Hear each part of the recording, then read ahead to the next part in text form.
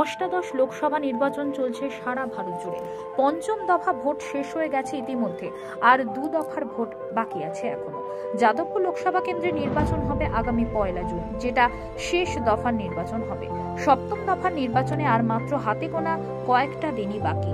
হাতে যে কটা দিন আছে, প্রত্যেকটা দিনকেই অত্যন্ত গুরুত্ব সহকারে নিচ্ছেন সমস্ত দলের প্রার্থীরা।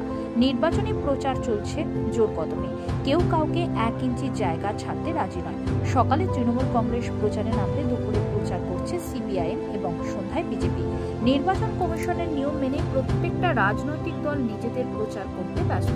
সকাল থেকে বারুইপুর পৌরসভার 12 নম্বর ওয়ার্ডের প্রত্যেকটা অলিগলি টোটো করে প্রচার সারলেন যাদবপুর লোকসভা কেন্দ্রের তৃণমূল কংগ্রেস প্রার্থী শায়নী ঘোষ। শায়নীর প্রচারের সঙ্গে ছিলেন পশ্চিমবঙ্গ বিধানসভার অধ্যক্ষ বিমান ব্যানার্জি।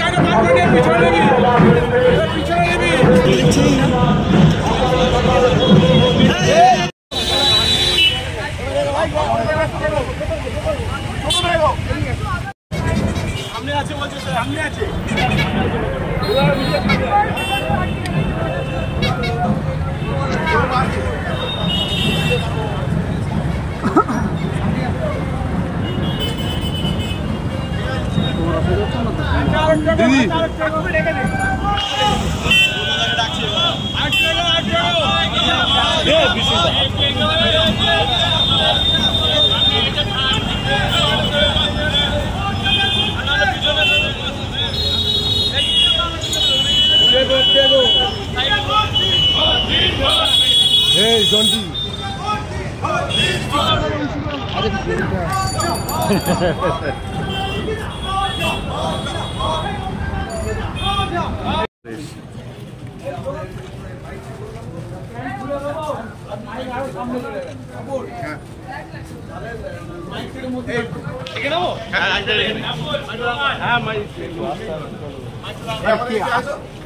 বন্দে মাতরম।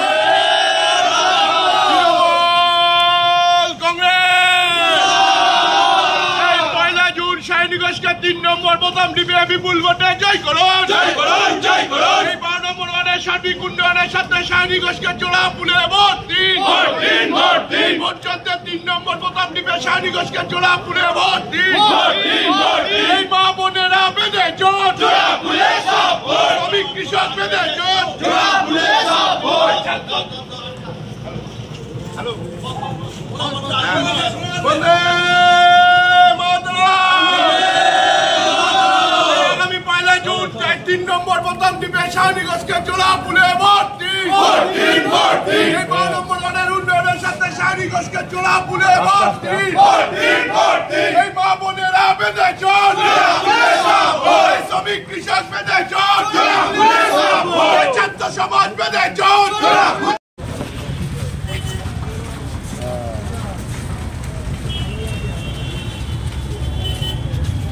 ওনারা তো মাইক দেখলে তো ভালো হতো, আওয়াজটা ভালো হতো।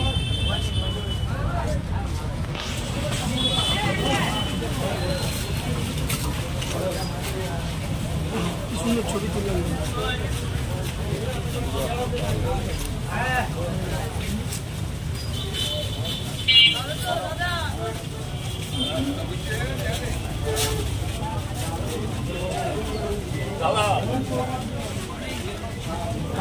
দাদা বলতে হবে